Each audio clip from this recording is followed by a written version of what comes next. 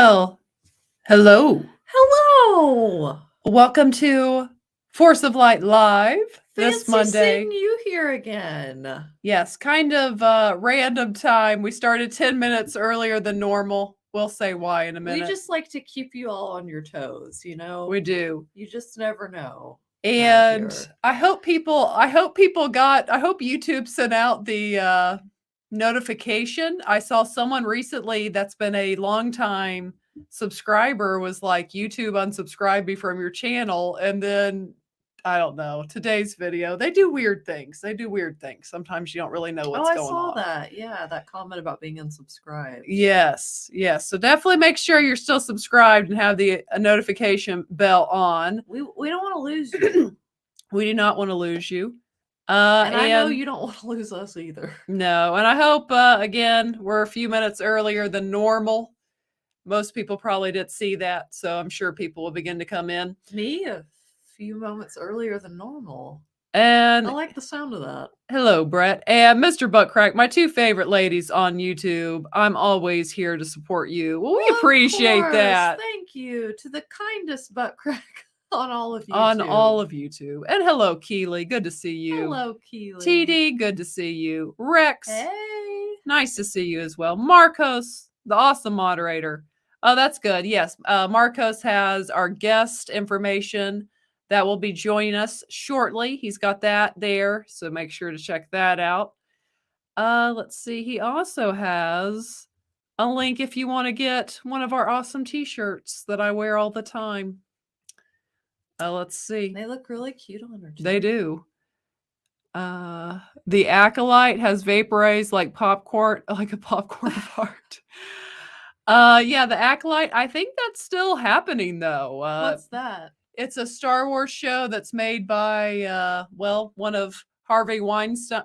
Is it Weinstein or Weinstein? Weinstein.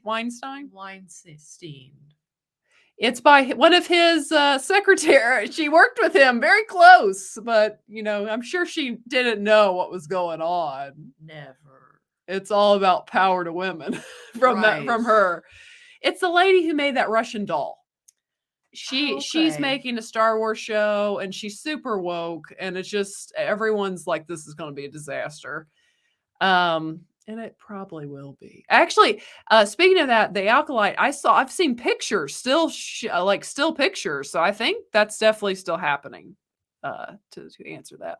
And Anthony, good to see you. Hello, good sir. He's Geekverse. Good evening. I'm excited to listen to this conversation. Yes, we always have fun with this guest. He always brings a lot of good insight, I find, to the conversation. He brings the tea, some say. He does. And hello, Dominic. Good to see you here tonight. And hello to you. Good to see you. And our buddy, Damajani, aka Damunji. When are we going to have Damajani back on? We're going to have in because that's what we're going to get to. Tonight's the first guest of this year. You guys know that we really enjoy doing these live streams. We only do 3 a month, and we enjoy really being able to chat with you guys, talk about whatever the chat wants to talk about, really be able to kind of chill with you all. Shoot it with you guys. Yes, but to keep things fresh, because you got to keep things fresh in a relationship. We thought it would We know that all too well around here. We thought that it would be good that once a month we'll try to bring on a guest, and that way just kind of mix up the live stream, have fun with it that way. And then the other two that we do each month will be kind of more us just chatting. You can have just us. Yes, just us. If you're okay with that. If you don't mind. If you don't mind sharing us once a month, we're going to try to bring on some fun guests that will, we also don't want to put you guys to sleep if you guys are getting bored and you guys are like, okay, when are they going to get a guest back? It's Valentine's, and you guys know sometimes you got to work. Once you've been in a relationship for a while, you've got to keep things fresh and alive. So that's what we're going to do. We're going to start bringing on a guest about once a month, and Damajani will definitely be one of them that we have on this year for sure. We're trying to inject some life into the Force of Light. Yes, because we don't want you guys to get bored of just us. We don't want it to go stale before it's even ripe, if you know what I'm saying. And Real Steven TV, hey ladies, hope all is well. Well, hello to you. Good to see you. And Mumbly May, dear ladies, and Hell Chat. Well, hell to you as well. Hello, Mumbling May. You know, I don't really know, Dominic. Sometimes I feel like maybe we just have had such steady growth we haven't noticed it as much. Well, that was a flex if I've ever heard one. But it really wasn't. They'll get what I'm saying. Just because kidding, back in the day when growth was really hard, like getting one subscriber was really, really hard.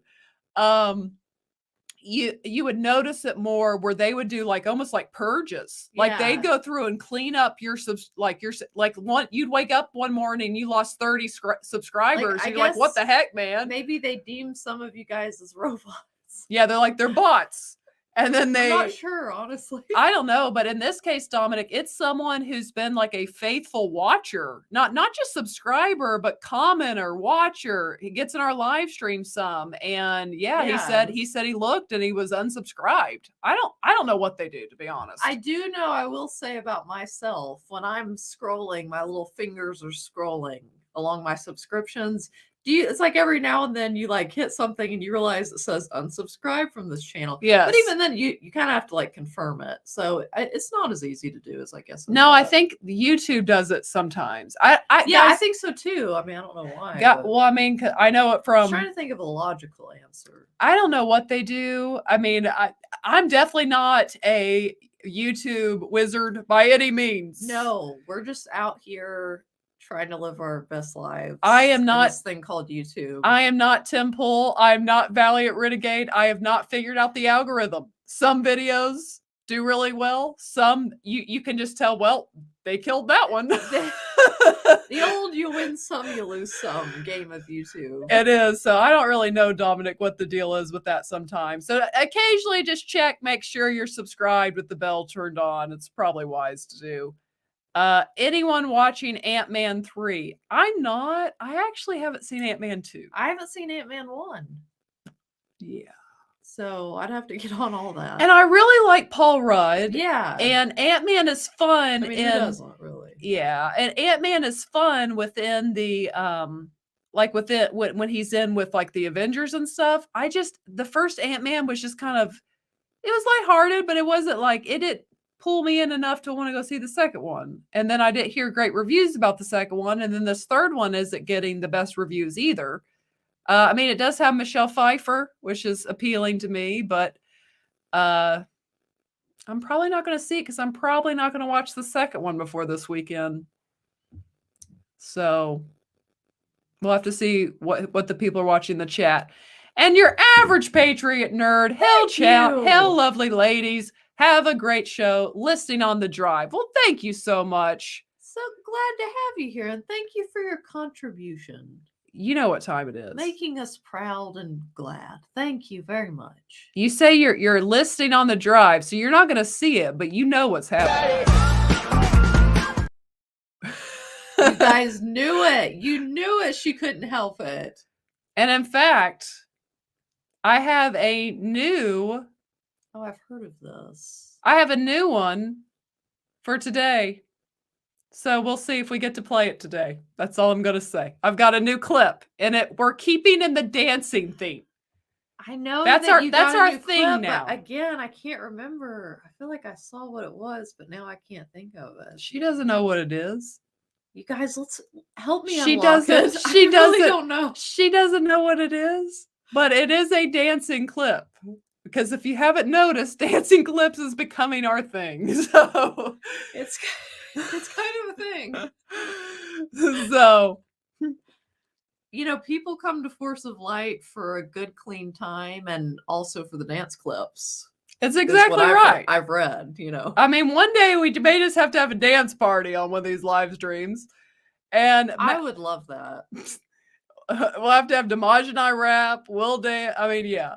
And Magwin Pixie, I think if I said it right, I might have botched it, and I apologize for that. Hey, ladies, my boyfriend and I love you. Aww. Well, we love you too. Thank you very much. Much love to you. Thanks for watching. Yes, thank you. You and your boyfriend. Yes. And hell, ladies. Well, hello to you, Nick. Good to see you. Nick. And ladies of PGS Raid, hello, Michelle, Natalie, and all. Hope everyone's weekend was amazing despite the passing music legend, Burt Baccarat. Oh, that's right. I didn't even see that. I saw his name on the computer at work. Okay, I didn't even know that happened. Or like on Instagram, they were like, yeah. He had to be older. How old was he when he passed away? Do you know, I just really know him from Austin Powers. Same. Mr. Burt Baccarat. That's kind of where I know him. I just knew he was a big deal in that movie. He was. And the John Wick videos were so much fun. Well, thank you. We had fun making those. That's good to hear. It's always good to get. I mean, it's always good to get positive feedback. Let's be honest. I mean, constructive criticism can be good too. Well, we did get a lot of negatives. Yeah, it's nice to hear the positives. Yeah, and I saw someone say this was such a natural reaction, and that one really made me happy. Like more than once. And yeah, it was such a compliment. I thought it really was a compliment. And hello to you, Dylan. Good to see you. Hello. Let's see. I see in the chat we've got Mumla May. Take my money and let's dance. Woo-woo! Well, yes, Mumla May. You know what, Mumla May? For you, we're gonna get this dance going. And now we're gonna get the white girl dance. Okay. Yeah, I cruise through the city and I roam the streets. That's basically what Natalie would look like if she danced. I'm so used to hearing it with the Lady Gaga music. A dance with my hands. Yeah. But do you know what? I know. Now I remember. See that's what because Izzy told me. Yes. Okay. So that's what I couldn't. I'm actually because that dance is actually a couple minutes long. I'm thinking of making a few different clips and some with the different music on top of it because the whole dance sequence is pretty. It was a lot of fun in that show. Thank you very very much. Yes. Thank you very much. Always appreciate that. You know what? You want to dance? Let's dance a little more. Let's give the boy a hand.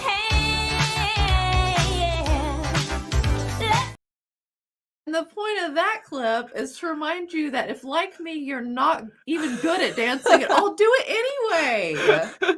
Just go for it. But, ladies and gentlemen, I see that our guest is backstage. Woo! And I'm going to bring him out because we're going to end today about 7:50-ish because I'm going to be on Toxic Femme. So go join me after this. But let's bring out, he's been on the show a couple times. Always enjoy having him on and to hear what he has to say. Mr. Kamran Pasha. Woo-woo! Hey, ladies, how are you? I'm good. How are you doing, Kamran? Well, enjoying all those white lady moves I've been watching backstage. Yeah. You know, you guys. I like white people. You guys have done a lot of great things, got us to the moon, but you just can't shake it. But God doesn't give every hand. He gives, he gives you a lot of stuff. It's good. He's like, we didn't get the dance gene quite so well. Got us to the moon, whatever. It's all good. Whatever. Man, you know what? Speaking of dancing, I need to just because it really has become a theme. It started, Kamran, because of my love with this clip. We'll play it again. It's on a lot. Okay. My love of this clip has made kind of our clips. Not the good looking dude with the abs. That's not the love. Yeah, it's the dance. No. Yeah, there's no common denominator there. It's definitely just the dance. So dancing's kind of become our thing, man. I need to find like a good Bollywood dance because those are great. Those are great. Their dancing's really good, like genuinely. I try and dance like that at home sometimes, but to be fair, to be a Bollywood actor, you can't just be an actor. You have to be an actor, and then you have to be able to lip sync all the songs, and you have to be a good dancer. I mean, you got a lot of skills. You can't just go by with acting. That's not enough. Do you know? Yeah, like a true performer. Do you know you probably watched because I haven't really watched any Bollywood movies. So are most of them have music in it? Culturally, they're all musicals. Okay. 3 hour musicals. Yes, I mean, so it's just the Indian film cinema goes back to like literally it's parallel to Hollywood. It essentially launched in the 20s and the 30s, right? And it's had its own life since then. But yes, I mean, I'm actually a fan of really classic Bollywood movies from the 50s and the 60s. And then I actually haven't watched a lot of the new ones everyone's obsessed with, right? RR, whatever these things. Yeah, so you've not seen that?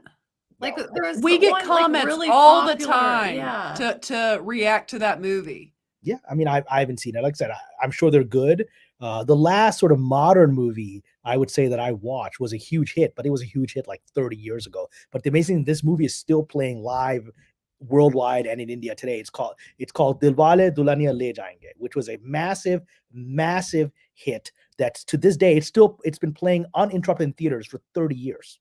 Oh my goodness. Oh my gosh. That's got to be a record. Yeah, it's really good. I mean, I saw it in the 90s, and it's still you go to India, you'll find theaters that have not stopped playing it weekly since then, right? And people are still making money, right? It's a sort of modern love story about a British Indian girl who's been raised in Britain, whose parents wanted to have an arranged marriage with a guy back in India, and she goes off on a sort of like just graduated college adventure with her friends to Paris and whatever, and she ends up meeting this like Indian dude who's they have the sparks fly, red pepper, Scarlet Arrow. They don't like each other, but they like each other, that kind of thing. And and then they have this thing where do they part at the end of this vacation, but because again, these are innocent Bollywood films. They're not, they don't have to hook up, they don't do those things, right? It's always tension and like, will they or won't they? And the answer is they won't, right? Because there's no will there, it's just they won't, right? But they come close, but they will never quite kiss. And then They definitely won't. And then he realizes, I blew it. I had the shot. I mean, I should have told her how I felt. And so he goes to India and basically tries to, to interrupt her wedding. But he comes up with a sneaky plan where he arrives there and basically befriends the groom and becomes his like best buddy. Right, it's kind of a sleazy plan if you think about it. Right, he's coming in to infiltrate this relationship and screw it up. Right, but I guess that's romantic for much of the world that he would go to all this trouble because the dad isn't going to want this guy she met on a trip somewhere, right? And that's the whole point of it, is the dad wants this guy, the arranged marriage guy, but that guy turns out to be a douche, right? Who's like cheating on her and whatever.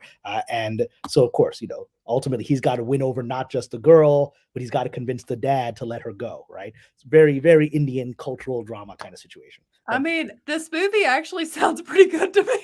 It's really good. I'm going to put it in the chat. Let's see if you can, at some point, you should actually watch it because I will review it with you. Because it's really, really, the fact that it's this good. I mean, I had a friend of mine who's Russian, and this was the biggest hit in Russia. Like, she grew up watching this film, right? I think we're gonna have to watch this one. So this movie, I mean, it's been running longer than like Phantom of the Opera has on Broadway. I mean, you can like go to the Wikipedia page about it. How does this spell? Because I'm trying to transliterate Hindi here, so I think that's right. If you put that into like Google, because that literally means lovers will steal the heart. That's literally, Dilwale is lovers. Oh no, lovers will steal lovers will steal the bride. So it's quite, it's literally like, the lover will steal the bride. I mean, that's literally what it translates to. It sounds more than the original. But it sounds so much prettier when you say it in the language you're speaking in. It sounds better in the context of the language, right? It's crassly translated. But I would love maybe next month or whatever we do this, because I think you will. I mean, I love that movie, and it's a very romantic movie, and the songs are great, and the acting is great. You got Shah Rukh Khan, who's still a movie star, right? And but he was already a movie star when this movie made him really big. And so this is like 30 years ago when he was like 20, right? And it's great. That's awesome. Yeah, we were talking about last week on Toxic Film, Carrie Smith was on, and we were talking about my friend Carrie. I visited her in Texas. Yeah. Oh, I drove down through like 4 hours to see her. Yeah, she's in the middle of nowhere. She said she's in Austin. That's not true. She's in basically, Texas Chainsaw Massacre wasteland outside of Austin. It literally, it's like they filmed the Texas Chainsaw Massacre at a house near her place. And I can see that. Like, there's nobody. When I was driving to her place, I was like, the phone is telling me it's 5 minutes away. I'm like, 5 minutes away. There's nothing here. There's no town. There's no electricity lines. What do you mean 5 minutes away? And then 5 minutes later, I go like up this hill, and there's like 2 houses, like a little house on the prairie, and that's her place, right? there's like an outhouse. Yeah, I mean, no and I'm like, yeah, she's like up the road. They filmed Texas Chainsaw Massacre. I can see why. If you were killed with a chainsaw here, no one would ever find you. They would never find your body. It makes sense. Oh my gosh, I interrupted you. Sorry. that seems fitting for Carrie. But anyways, we were talking about the Grammys and the context of the Grammys, but we were talking about, she was saying how, and we've talked about this before, how music's gotten progressively worse, like objectively, like it's gotten worse. Yes, it is bad. And I think really in many ways, the same's kind of true of like movies. Like we still have some great movies. Don't get me wrong. Yeah, we're not in 2018 where it's all garbage. Yes. But there's definitely a lot of really well-made movies. And I think a lot of it, and you can tell me if you think this is it. I think some of it in more recent years, kind of the woke ideology entering in. But I think some of it is just almost laziness because of the graphics and everything they can do now. I feel like back in the day before they had, they kind of had to use more creativity. They had to use a lot of imagination. I had to rely on the script when they couldn't rely on visuals. They had to rely on the script. Like, if you look at Casablanca, I mean, that's just set, and that's like in a backstage in Universal where they recreate Morocco, right? And most of it's done on stage, so you don't wonder like that looks like LA. That don't look like Morocco, right? And so but because the script is just phenomenal because it's just a character drama. Yes, yeah. You got that a lot more. And Michelle knows those are honestly my favorite. That's like if I had a number one like genre, just like a drama that's very character driven, or or even a series or something like that. That's the stuff I love. Yeah, well, definitely like a good script. I don't know. Did you ever get into the show Bosch, Cameron? No, but I like that actor. I've seen him a lot. Like he did a really nice turn in Deadwood. He's like, this is his like big break because he was always like the number 4 side character. Yes. But he's a really good actor, and now he's got this. He is. Well, I was going to say with that because they did a spin-off show, and what I was going back to is where you're saying the script, because like the show, I could definitely tell they didn't give them as much money to make the spin-off show, but the writers were still great, and you didn't care because the script was so good. Like you didn't care that you didn't get all these amazing visuals that you got in the original show, because like you said, if the script's good, like that's what matters. Well, and we've reached a culture where unfortunately the scripts are the least important thing. Certainly I can tell you as a screenwriter, I've sold feature films that haven't been made yet. I'm known very well on TV, which is actually better because TV, as a writer, you have a lot of power. Whereas in movies, you don't have any power at all. I mean, a couple of movies that I worked on where just sold it and developed with the director further. I quickly learned, like I sold a movie with, based on a Japanese anime, and I made a live action version of it. And I sold it, and a big director, I won't say his name, he's a sweet guy, but a big director got on board to direct it. And suddenly he started having meetings with like top actresses for the lead role of like this female assassin, right? And nobody invited me to those meetings, right? They literally, everyone was present except the guy who'd been working on it for a year, right? Who knew the story inside out, because that's exactly it. If I showed up there and she had questions and thoughts, I would be the only one that could answer those things. I knew it inside out, and that takes away the director's like feeling of power, right? And so they wouldn't even invite me to that. Yeah, that's not good. And I think it just definitely tells, like you said, 2018. I will say that, and I want us to get your thoughts, because we were going to talk kind of about the current state of Hollywood and where things are. Like, say the month of March. Also want to get your thoughts just on the Grammys in general. Oh, we're going to come back to that. There's something else I want to say about that. Yeah, sure. I'm sure there's a lot to say about the Grammys, So yes. But kind of with so remind me to go back there. But with the current state of things, like looking at the month of March, it's the first time in so long that it's like almost every week there's a movie I want to go see at the theater. Like what? What are you excited for? let's see, I'm excited in March. I'm actually really excited for that 65 movie with Adam Driver that's made by the writers of A Quiet Place. Well, that excites me, and because it's made by the writers of A Quiet Place. Yeah, I've met them once. Not they wouldn't know me. I was in a small screening that they were doing for The Quiet Place, and they're very smart young people. I'm glad. Are they directing this film? I don't know who's directing. Sam Raimi's the producer, and they're the writers. Well, they're very smart writers, and so I'm sure they did a good job. Yes, that looks good. We've recently done first watches of the Scream movie, so I'm excited for the Scream movie. Oh, have you seen? So you never saw the original Scream? Is a great movie. It's a really good movie. Yeah, it's scary, but it's social commentary. It's self-commentary, yes. And I'm going to say something controversial. I like this last Scream movie. I thought this last one. Did you see the most recent one? No, because we're actually going to, I think, maybe react to that before this new one comes out. Yeah, because it sets up, and look, people, I think we were again at this thing where everyone based on what we've gone through, everyone presumes everything is woke. And I remember getting to an argument online where people were like, "Oh, it's woke. I'm not going to listen." I'm like, I saw the movie. It's actually not woke. In fact, it's a critic because it's criticizing where studios are hijacking. The whole thing is like a criticism of The Last Jedi. It's like studios hijacking sequels and misunderstanding what the audience wants, right? And literally, it's like they're not endorsing it; they're critiquing it. You're right, exactly as it critiqued, the stuff in the first movie. But because your blinders wrong, because you're just ready to be angry all the time, you're thinking you're saying this stuff is good. Like, no, the whole point is these dumb sequels, don't work, and that's why people are doing them are getting killed, right? And that's the point of them. And Melissa Brera is just wonderful. The Jen Ortega is wonderful. You're gonna really like it.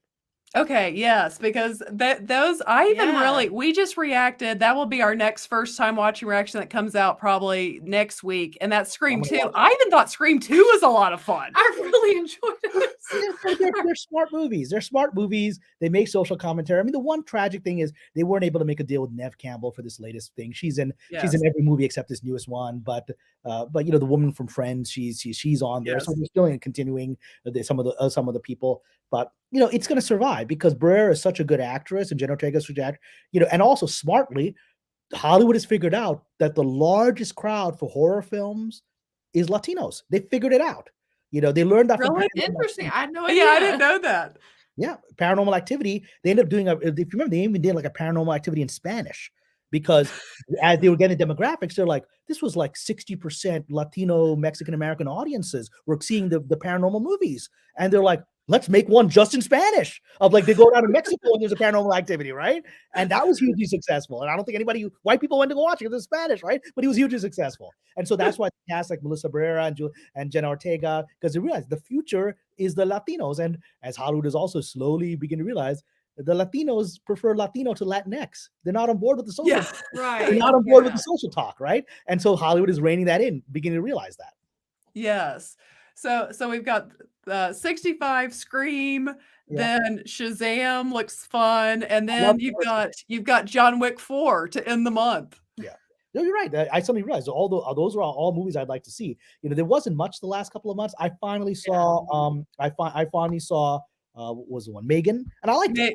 It was fun. It was fun. It was fun, and so it made me laugh, and there were a couple of scares, and it was an interesting take, and that's all you can ask right now. So right, like at least just it's not that it's like really that different, but it still feels kind of like trying something a little different or something like going a little outside the box, And they made a good commentary about family has to come first before technology, which I think in a world of everyone on this all the time, right? Yeah, absolutely. That's what it almost. I think I had told you it. Have you watched the show Black Mirror? No, on Netflix? Because I'm a huge X-Files fan, and everyone's gonna watch Black Mirror. So yeah. Yeah. Oh, so you have seen it? I've not seen it. No, I've got to watch You've not? Oh my goodness. It's kind of like mind-bendingly crazy. It's one of those that like every episode is almost like a small movie. Like they're all different. But it very much kind of episode like years ago, they predicted the whole pandemic in a Black Mirror episode or something. Did they? I can't remember like that particular. Now I'm gonna have to look and see like if I can find that. But it is like interesting. But Megan, it like even though it was not as serious as Black Mirror, it had like touches of that, which I found interesting. Just some of the stuff that kind of like makes your mind like, kind of like, wow. But just, technology and like the people that even think of these things like to be possible. Yeah. Yeah, well, yeah, so, like, the whole month of March, because really at the last year, I don't know what you were into, but, like, really after Top Gun, there wasn't much that interests me. Like, I Yeah, love it was going it to was a the little dry. theater. It was a little dry for a while, yeah. It was. So I It just wasn't good until Elvis came on. Elvis was good. yes. There was, like, Yeah. 2 or 3 months where nothing was going on. Yes, but then you had Elvis and Top Gun, and then it was, like, really it was a wasteland for a while. There wasn't a lot. So I'm Well, just I remember what was excited. happening. They're trying to produce during all the restrictions they put on, the lockdowns. I mean, Hollywood is still following pandemic restrictions because Oh my they won't lift gosh. them. They're afraid of lifting them because if they keep extending them, even and it makes no sense. They're the only industry on the planet that's extending all these things, like you have to be 6 feet apart and you got to wear masks on set, also. And it's because they're trapped. Because the moment they lift them, people ask, "Well, why'd you have them there on the first place?" And then there's really no good answer. So they're just Mm. gonna keep doing it because at the moment they lift them, well, people say, "What has changed from today that wasn't you couldn't have lifted them a month ago, or 3 months ago, or 6 months ago, 9 months ago?" And there is no answer. So they're just gonna keep doing it. Oh my And gosh. you think it's like they're afraid the people, I mean, seriously might like riot, or something like if they Yeah. Well, no, feel. they're afraid of being sued, like somebody because actors still have to get the jab and whatever, and a lot of actors won't do it, and they're not working, and so the moment they lift those, all those people are gonna sue. Oh, Oh, yeah. They're yes. being sued because they're trapped. They didn't think this again, it's Hollywood, they don't think anything out. They didn't think this out, right? And now they can't get out of this hole. Even though the entire industry is against it, nobody wants these restrictions. They're just there because the unions and are terrified because the unions that enforced all this stuff. It was the union leaderships that said you have to do this to protect our members. And so now they're afraid of being attacked by their own members. So they don't know what to do. So they got to keep going. So what's your prediction on that? Like, will they ever lift these restrictions? Because you're right, it did put a dent in like the way even TV shows, like say, like the show Secession on HBO, you Yeah. could tell they could only have X amount of people in the room. Oh, that's true. A Like lot it of one-on-one shitty dialogue show. dramas. Yeah. Yeah. yeah. I mean, it's hard to predict this one because it isn't based on reason. Like I'm pretty good at making predictions based on reason, right? Yeah. This behavior right now is not rational. It's not Yeah. based on any kind of science or even the science, right? It's not based on anything, right? And so The even the official narrative is that this stuff is officially over, right? That's it. It's and the officially California is like the last state to end the crisis, like the end of this month. It's still technically a crisis in California, right? But the rest of the planet has moved on. Everyone knows that. But part of the problem is also they're trapped because a lot of people, it's not true amongst actors. I think actors figured out something was wrong here. Whereas unfortunately, a lot of writers in particular, my colleague writers, they swallowed this hook, line, and sinker. Because for them, in their minds, the pandemic restrictions are an FU to Trump. That's the connection they're making in their mind.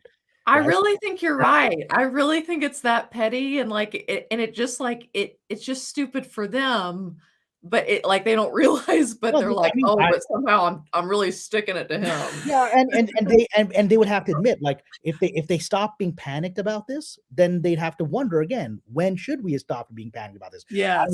I was on a writers board where they're all talking about getting together for like we hadn't met in a while. We all meet for like these are some of their famous writers. We all get together for like dinner, and they're like, "Hey, let's do another get together." And one person pipes up, and she's like, "Well, we have to do it outside because I'm afraid of COVID, and we have to wear our masks." And it's just like, and everyone's like, "Yeah, of course, that's what we're gonna do." I'm like, "You all know she's crazy. You all They know like start reaching for their mask right then and put it on. you all know she's a hypochondriac, but you're afraid of being called out as being a Trumper. Like if you say, okay, let's be normal, they're all like you're Trumpers, right? And it literally that's what their brain goes to. Writers have been the most pathological in this whole situation, and I just stopped trying to wake them up. I was like, forget it. I can't.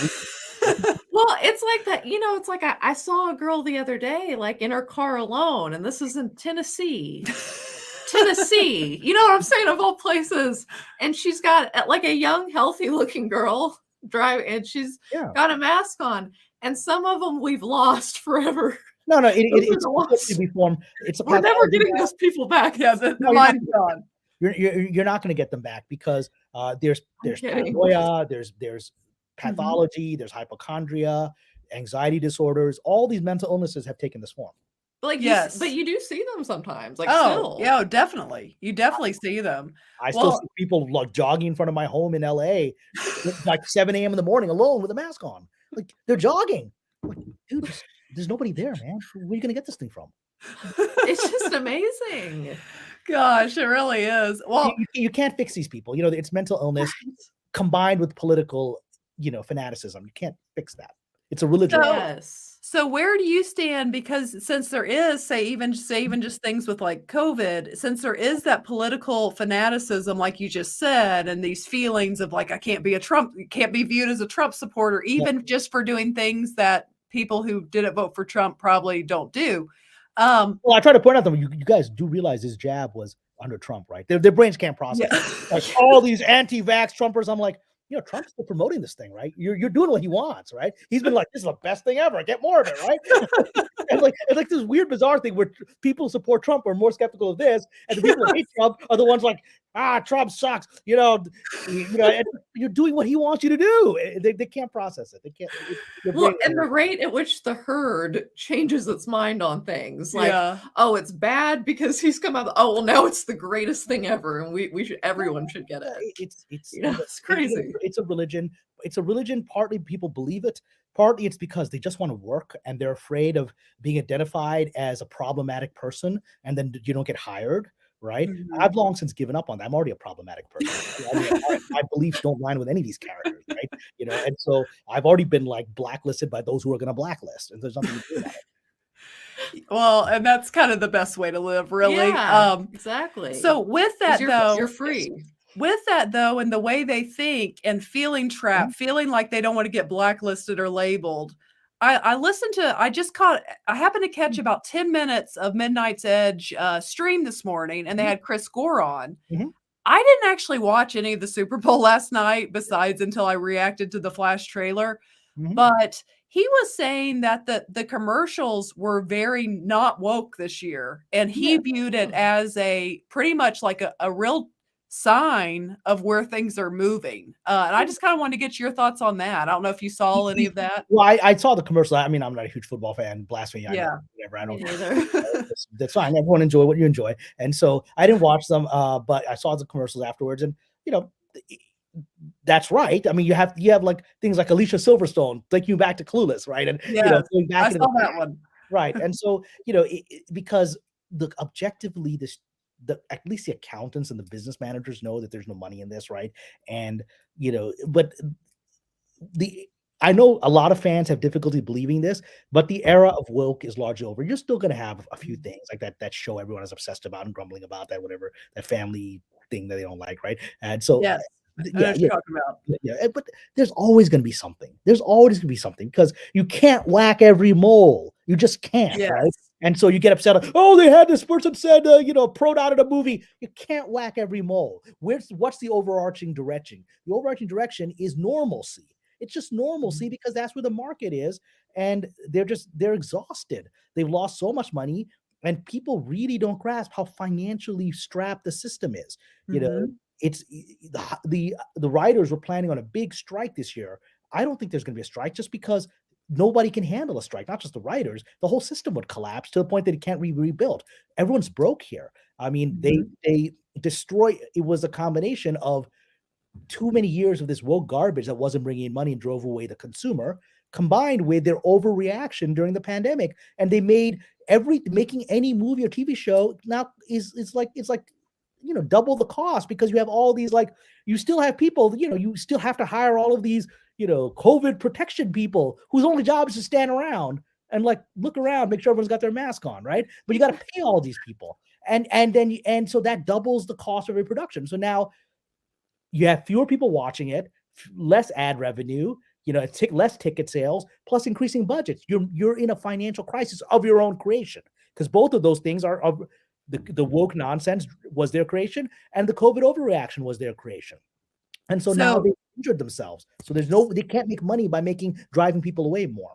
So do you think the people holding the money bags then could kind of make them do away with these COVID restrictions that cost them more money?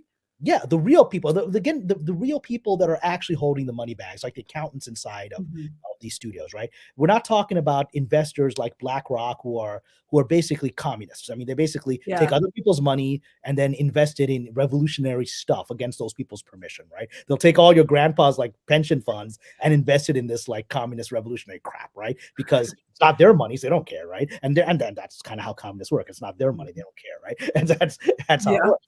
So, but even those people are losing power because pushing the ESG stuff or whatever has made it very difficult for these companies to make money. It's what Chapek was fighting all of last year. And when he was removed, Hollywood said, well, this is great because Chapek was this bad guy who was going to end all the ESG stuff. He was going to fire all these people. Guess what? What does Iger do when he comes back? He just implements Chapek's plan because there's no other choice. So they're going to fire 7,000 people and then all this other stuff. And people, Hollywood was shocked. Two people were shocked by that. Hollywood, which expected Iger to come in and put the old guard back. He can't because the company's in trouble financially. And then all the fans who were like, look, I guess we're going to go back to the Wokester stuff with Iger. It's like, no, he has a gun to his head. He has a gun to his head in the form of shareholders, right? And they've had enough. That's why they have these shareholder coup attempts, right? By this Peltz guy who wanted his board seat. And the only reason he doesn't want the board seat is Iger's made some kind of backroom deal with him. All right, I'll give you what you want. Just leave me alone. Don't humiliate me publicly, right? And so that's we are in a rational thing. I know people have difficulty believing that. They're like, well, what about this show that's still out there? And I was like, yeah, there's stuff. Everything was put into production 2 years ago. They just got to put it out there. They got to amortize it, and then new stuff is coming. And increasingly new stuff is coming. Like you watch something like Wednesday. Wednesday's a good show. It's not woke. Yes. It's critical of a lot of modern teen culture. Yes, no, it was. I heard that you like really love that. Yeah, show. I've got one episode left, but I thoroughly enjoyed it. Like it was well done, well written. Like you said, it's not woke. Are there little comments? Sure, but they fit the character actually. Yeah, they fit a loner character. Yeah, these loner goth people. Guess what? They always were saying stuff that was a little bit off, right? Yeah, he is, and it's such an honorable homage to the original Addams Family, and the tragedy of Lisa Loring, who played Wednesday, passed away a few days ago. That just broke my heart. Because, I watched her as a kid, right? And turns out a friend of mine actually went to high school with her, and she said she was a very sweet girl who was just trying to put the Hollywood stuff behind her, right? But that's example of that's the biggest show on Netflix, right? Is this show that's family friendly. My sister can have her children watch it, right? And I watch it because it's an homage to all the classic stuff, and it's laugh out loud funny with the commentary. It is. And do you know, you said it right there. Something I enjoyed so Maybe I need to watch it. You do. Something I enjoyed so much about the show was you hit it with the words family friendly. Like I get tired sometimes, Cameron, of hearing like the F word every 5 seconds in a TV show. And there's some great shows. There's some great shows that I like that use it a lot, but and it can be degrading. So I'm still gonna push you. Ladies still haven't watched Ms. Marvel, have you? You still haven't done it? No, I have. It is family friendly and it's really good, and you will laugh out loud. And like I said, because it's Indian and Pakistani people, won't they? They come close to kiss, they don't do it because all the Pakistani parents will freak out and make their children stop watching, right? So I promise you will be surprised. It's a very good show in the vein of Wednesday. It's very heartfelt and very family friendly. You will be surprised. That sounds good. Yeah.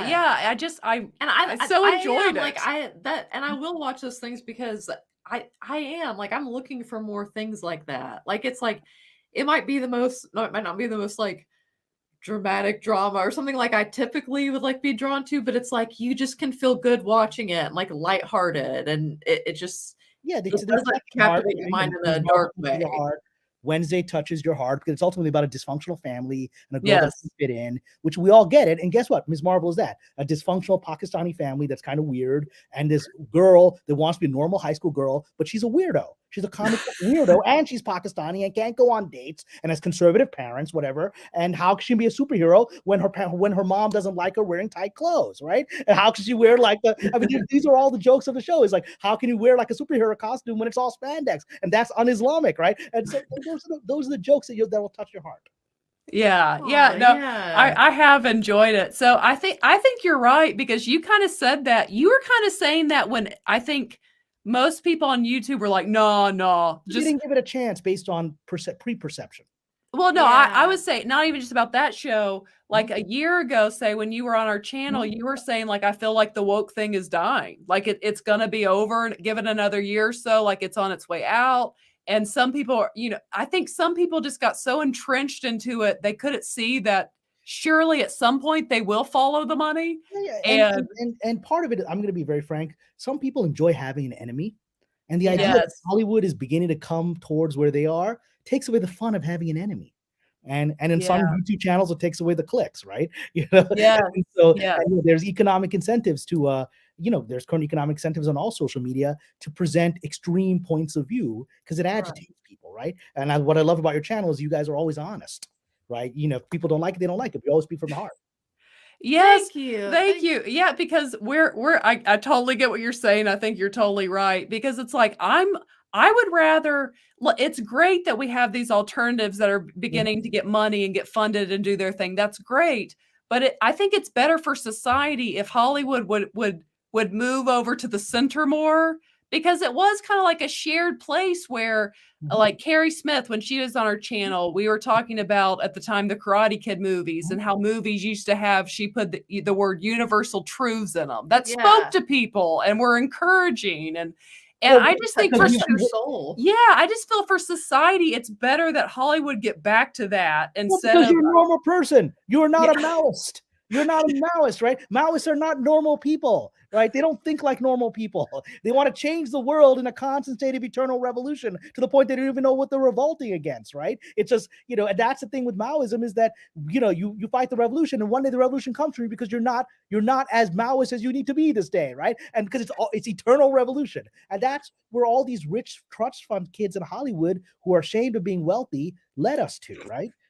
And they, the Chinese have a wonderful saying, traditional China, pre-Mao, they have a wonderful saying of wealth, the cycle of wealth is 3 generations. The first generation creates it, the second generation manages it, and the third generation squanders it. And we are at the third generation of Hollywood. First generation was 1930, let's say the talkies to 1970, 40 years. That's the golden age of Hollywood, right? Then 1970 to 2010 is like the Spielberg, it's the next stage. It's the George Lucas, it's the Coppola, it's that era, right? And then finally, we literally at 2012 is when, Disney buys Star Wars, right? In 2010, you got all these like the third generation of wokesters who show up, who are the grandchildren of all these like their grandparents were like impoverished Jewish shoe salesmen who came to LA and created an industry, and they were entrepreneurs, right? And so they'd started from the bottom. And then their parents were rich. And now these grandkids are ultra rich and they're ashamed of it. And so now they got to adopt all these ridiculous, like woke ideologies to overcome their rich person shame. And then we have to deal with that crap. It's a lot of fun, but I was gonna, because Natalie brought up, I wanted to go back because I actually thought of you as we last week on Toxic Femme, we broke down the Grammys and there was like blatant Satan worship, just like they're being obvious about it to the point it's like they don't even hide it anymore, right? It's literally like Satan, worship Satan. It's like dudes dressed up as Satan, they're worshiping him, and then you have do you see the tweets of like major companies saying "Hail Satan"? I was like, okay, I think we got that's kind of the message, right? Yeah, I actually showed him last week on brought to you by Pfizer. Yeah, brought to you by Pfizer. Yeah, Pfizer, Hail Satan, whatever. I mean, they're not hiding anymore. They're at that stage in history, right? But it made me think of you because the music industry has always been a little more open with that. Because I mean, you've had all these rock bands talk about it. You've had rappers talk about it for years. But it made me think of you it made me think, okay, well, they're open with it. Hollywood likes to be kind of private with it. Yeah, it's like you do Eyes Wide Shut and then you mysteriously die, right? Stanley Kubrick does Eyes Wide Shut and then he doesn't live to see the movie released, right? And so it's like there are things you don't talk about in this town, and that's the music industry is a little different. I'm going to put a conspiracy site for all of your fans out there, and you can put it in the chat here. Oh, we'll take it. VigilantCitizen.com. Have you heard of them? No. All right, let me see. Maybe you can bring it up on screen. Vigilant. Let me see. I'm gonna put my little reading glasses on because it's so small here. Citizen.com. So it's a website who all it is dedicated towards is looking at entertainment for secret society, Illuminati, Satan stuff. And it just says, I'm just going to show you. Here's this music video. I mean, long before Sam Smith, this stuff was being put out there. And it's just like, here's all fashion magazines are all doing the one eye Illuminati shoot. It's like, why is this always every single fashion shoot has to do this, right? Because it's intentional. And so you look at it and it gets, and I'm going to give you the theological, spiritual reason for that, right? There is an occultic belief in occult traditions throughout the world that it's called the revelation of method, which is the idea is that the darker forces are required by God to actually tell people what they're doing. It's so that people getting on board with it, it's free will. Like, you know it. Like when you see something, like when you see that Grammy performance, you know it's obvious, like devil worship. I mean, that's what it is, right? Yeah. So if you rationalize, excuse it, you are lying to yourself because you see it with your own eyes what that is, right? Yeah. It's like cuties and whatever. When you're seeing this stuff, know this is promoting pedophilia and you can rationalize it, right? But your soul knows that that's not right. And then, you're choosing it, right? And within the Islamic tradition, there's a whole story of how the black magic was taught to human beings in Babylon by these fallen angels, Harut and Marut. And they taught human beings black magic, but they were required by God with one rule. They had to tell the people that wanted to learn black magic the consequences. They had to tell them, if you do this, we're going to teach this to you, and you'll get all these powers, but the consequence is you'll go to hell, right? And this is what's going to happen to you, and eventually the power will turn against you. And they're like, bummer. And you still want it, and everyone says yes. Everyone's like, yeah, I'll figure it out. I'll make that work somehow, right? And maybe I'll figure a way to outsmart hell. But everyone's told what's going to happen, and they take it. And so that's the revelation of the method. That's why they have to put it out there. In movies, it's been much more subliminal, but in music, it's always been out there, very straightforward. Yes. I didn't know that. So the person who made Eyes Wide Shut died before the Stanley Kubrick, one of the great filmmakers, Stanley Kubrick, who made Space 2001, and then he just, he made The Shining, and then he made Eyes Wide Shut, and he died before it was released. They released the sort of unfinished cut that he made, but he died kind of mysteriously. And there's always been the belief that the system said, no, you don't want to be making this movie about magic, sex, occult parties. We don't want people to actually know we're doing that kind of stuff. And the idea is that Kubrick knew all these things and was like putting them out there on purpose. And then they said, that's enough. Wow. But I didn't know that. And aren't there, like, I know there's at least one like horror type movie that it was like several people died or things kept happening on set. And it seems like I've noticed, like, when stuff like this happens in movies, it's movies that it's something to do with the occult or poltergeist that happened. There's unfortunately there's a lot of evidence that poor girl who died in Poltergeist, that she might have been sexually abused. There's actual evidence of that she was taken into a lot of weird stuff, horrible stuff. After her grave has been vandalized multiple times, like weirdos trying to get her body out of the grave, like crazy stuff, right? And even if it's not even conspiracy stuff, if you just do Google, this poor girl died of she was 12 or whatever, and she died of massive internal hemorrhaging in a certain part of her body that suggests she might have been raped multiple times, right? And so it's a horrible thing, but that's on a Spielberg project, right? And then you've got The Exorcist is interesting because The Exorcist, the movie, they actually had to call in a real exorcist because so many strange things started happening on the set. The crew walked off. They said you're actually summoning the devil by focusing on it, and the director, he respected that, and he brought in an exorcist to cleanse the set. That's interesting. I don't want to say what actor, because it would technically go under a conspiracy theory. Conspiracy theories are conspiracy prologues. Yes. I saw someone, I guess he was either a writer or director in Hollywood, and he was making public claims against this very well-known, very large actor, having some links to the P word that YouTube doesn't really like. And he even openly said, like, I'm not suicidal. Like, if anything happens to me, I did not do it. Oh, yeah. And the guy, I sent that to Michael today. The guy fell off some bridge, and died. Yeah, that's normal. That's normal. There was a journalist looking into that network. Yeah, they don't hide it because they want you to know, and they want this revelation method. They want you to know, to scare you off from looking further, right? There was a journalist that was looking into the P network in Hollywood, and then his brake lines were cut and he crashed on the 405, right? And so they want you to know. They want you to know not to go cross these lines. So it is what it is. I mean, those are the forces of the universe, right? So there's nothing new here, right? My gosh, it really is wild when you get into that. Because I've heard you bring up some things and I don't know. They said they had to be careful on YouTube, but Natalie, I asked Cameron because I asked him. I think it was on Valiant stream. I asked him. I was like, "How does Hollywood predict things to come in the future?" Because you look at the X-Files, you look at Mom brought that up recently. You look at Simpsons, things like that, and he brought up just kind of their relationship with the occult. Yeah. So there's two things. One is they're part of the actual plans to do certain things, right? And the other thing is, even if they're not part of the actual plan to do certain things, they tap into various psychic forces that tell them we need you to seed this out there, right? You guys don't sounds crazy. It sounds crazy, but whatever. I'm in this town, so it sounds crazy. I've seen crazy things in this town. No, I don't think it actually crazy. It's one of those things when you said it's makes sense. Careful what doors you guys open. Don't open them. The thing is, the answer that always makes sense is always a crazy answer, but it makes sense because it actually explains everything, right? And then you just have to realize how crazy it sounds, but then the world is crazy.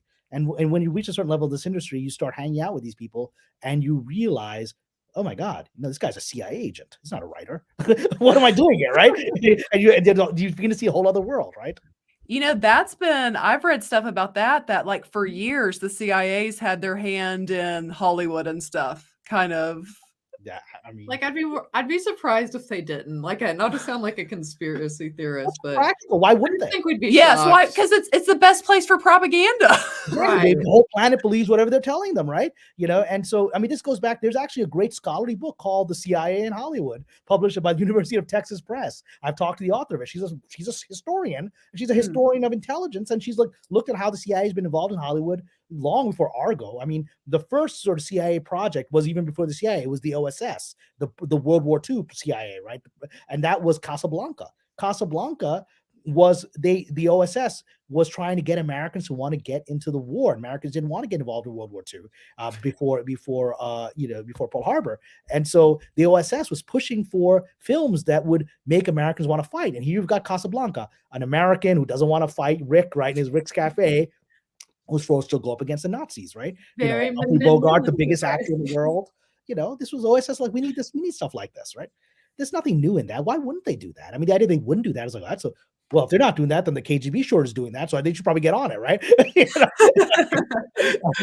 they're not doing it, other people are going to do it. Yeah, I don't even think that's a conspiracy. It's like you said, it's why wouldn't they? If they've got access, of course they're going to. We want Americans to want to fight this part of the world. We got to start making those people in that country, in that situation, the villains, right? And do a couple years of those movies, Americans will have no problem when you tell them it's time to fight them, right? Yes. It's really just influence culture and society as a whole through, many different ideas. I think they try and plant. Oh, definitely. Yeah. I mean, it's all good. So I know you ladies have much more time. Is there any last thing you want to bring up? I know you want to get ready for your next stream. Well, this got interesting direction.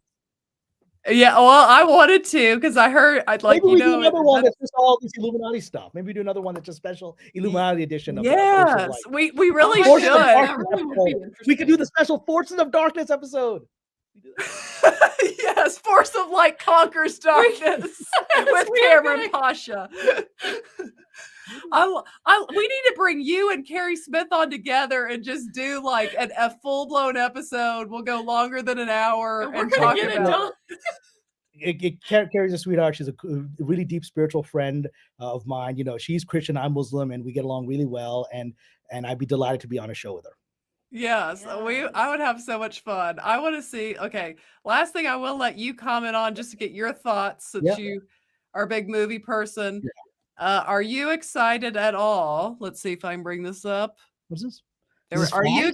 That's Keaton. Why did I just knock you off? I didn't mean to do that. Oh, okay. And I've messed. Me or Keaton is one or the other. You can't have two. There we go. Okay. Did you see this? trailer. I hadn't seen that trailer. Wait, so is that Keaton in the Flash or? It is Keaton in the Flash. I don't want to see Ezra Miller. I didn't bother to watch the Flash trailer. But, I mean, I'm glad to see Keaton back. I thought he was a pretty good Batman, actually. He was a good Batman. So that's your take, because we got that in the comments on the trailer, because I admit now so much with actors, they're actors. I just blow it off. They're kind of crazy. It's okay. Yeah. They are, but like Ezra Miller has gone so far multiple times that it was the first time it was truly like, man, I don't know if I can sit there and watch a movie with him. It's just awkward. Ezra Miller was a child star. And as a child star, imagine how much leverage he has on all the P crowd, on the stuff that he had to go through. I've never seen. This is why we bring Cameron on. Yes. I've never thought of it that way. There's no reason this guy's still in the movie, right? There's no objective reason. And unless it's like, you really don't want me releasing those Polaroids from the party, do you? When I was 13, you don't want me to do that. Because I've talked about on Toxic Femme even, it's just like, I've just said it, he hides behind the pronouns, but I think you've hit it even harder. Like he probably they're legit scared of him to a degree. He should not have a job.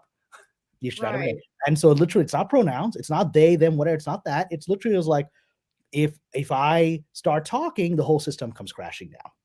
And I'm credible, unlike all these other people like the Coreys and whatever that nobody wants to listen to or believe, right? He's a big star, and now he's got super leverage on him. He's like, yep, I'm not a washed up like teen star. I'm a big movie star right now. You don't want me saying one word. Dang. Yeah. See, Cameron, that's why we bring you on. You give insights that like I just never would have thought of because of your background with. Because I'm surrounded by the forces of darkness. What can I do? You just have to navigate through this cloud somehow. You got to take the force of light to kill. Yeah, we're going to do that special episode. Yes, no. We haven't even started going down the rabbit hole of the stuff that I know. You don't even, because it might be too much for you if I start talking, right? So I'll have to get with you like on email, and we'll have to plot out what we can talk about on YouTube and have. You don't get any channel doesn't get shut down by the Illuminati. Well, it's gone, or it was fun while it lasted. Yeah, you all end up like Stanley Kubrick. He's like, wow, died pretty young just before that movie, huh? Okay. Yeah. Yeah, we don't want to end up there, but we'll go where we can go. But yeah, no, I'd have a lot of fun. But thank you so much, Cameron, for taking your time. And I know our moderator has had his Patreon in our chat. Definitely go subscribe. Is there anything you want to plug? No, just the Patreon is the best way to reach me, and it's become incredibly successful. And what I've had the benefit in the last several months is it went from being just me talking about Hollywood and screenwriting tips and writing tips and all that to actually like I've got a bunch of subscribers who are like disgruntled Disney employees now who are like feeding the actual like, here's a memo from HR, right? And it's great. As a result, I'm getting to stick it to a lot of powerful people just because I've got now like sources that I didn't seek. They've come to me, and I'm like, come to Patreon. We've got a lot of inside stuff happening at Lucasfilm that I can confirm is somebody within the situation who knows all the stuff that's happening, and it's crazier than you imagine. So come join me there. Well, yes, definitely. And we'll have to have you back on. And always a good time. Yeah, always a good time. Always fresh insights. And usually you're about, I feel like you're usually ahead of the curve in predicting what's coming. Well, I'm able to see what's coming. You know why? Because I've had my butt kicked by this town so much that I always can see, well, why did that happen? Oh, it's because I didn't see that coming. Now I'll see that coming next time. So I've had my butt kicked so much that I'm literally like, oh, that's that Gambit. I remember that Gambit from 2007. That's what that person is trying to do. That's what they're trying to do here because they did it to me once, right? So that's why I can see these things. Yes. Well, thank you again so much for coming on. We'll have you again, definitely. Yes. We went too long without bringing you on. We won't do that again. So maybe I can join you for your Scream thing. If you want to do this next Scream review, I like that Scream movie. Maybe I can come on for it. We'll see. Oh, my camera died on me right at the final minute. The Illuminati doesn't want us watching Scream. I can't. Oh my gosh. Hold on 1 second. Let me. Let's see. Let's go. We'll go with this for the final minutes. Good enough. It's good. That's 2 lovely days. All right, ladies, go. I know you've got stuff to do. It's wonderful talking to you. So let's be in touch and figure out our next thing. Yes, no, that sounds great. Awesome. And everyone in the chat, thank you guys so much. Yes. We'll be back here next Monday. We're going to move it up to 6:30 next Monday. And you guys have been awesome. I'm Ron Burgundy. You stay classy, San Diego. And thanks for stopping by. But mainly, stay classy. You guys have an awesome rest of the week, and we will see you guys next time. And as always, ladies and gentlemen, remember to be a force of light. All right, bye. Guys.